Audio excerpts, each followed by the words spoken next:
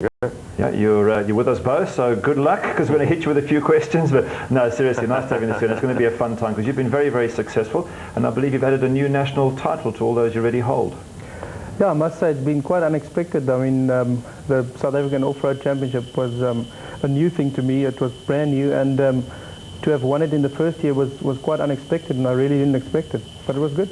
It wasn't just an unusual formula for you to participate in, but you also were driving a very unusual vehicle. Tell us a bit more about it.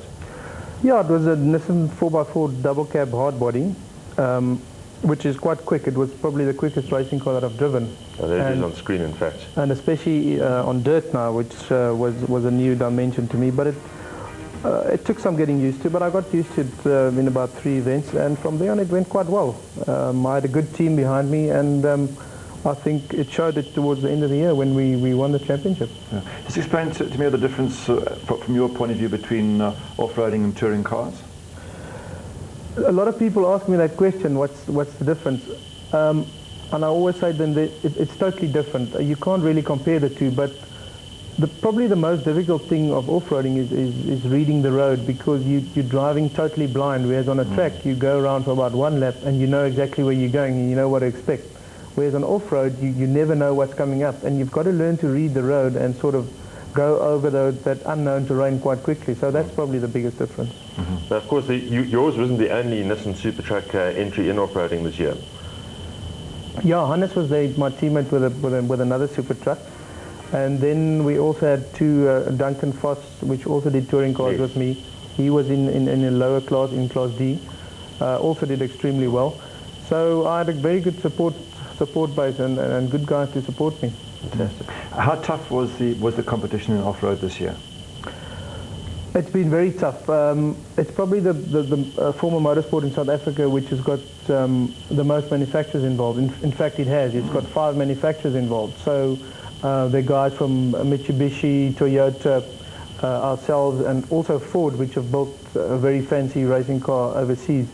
So the competition was really tough, and you really had to do your homework well to get up tops at the end.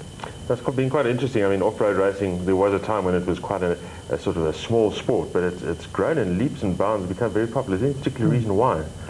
I think because the South African bucky market or pickup market is so big, and I think the manufacturers, that's why they decide to go there, because that's a big market for them, and they want to promote their vehicles in that market.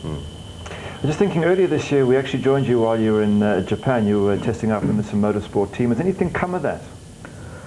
Well, not yet. I hope I could tell you yes, but we're still in contact with them, and hopefully next year we'll know for sure, or we'll know more about that whole thing. But we're still holding thumbs, and probably towards next year we'll know what will come of that. Any formal plans then on the table for next year's season?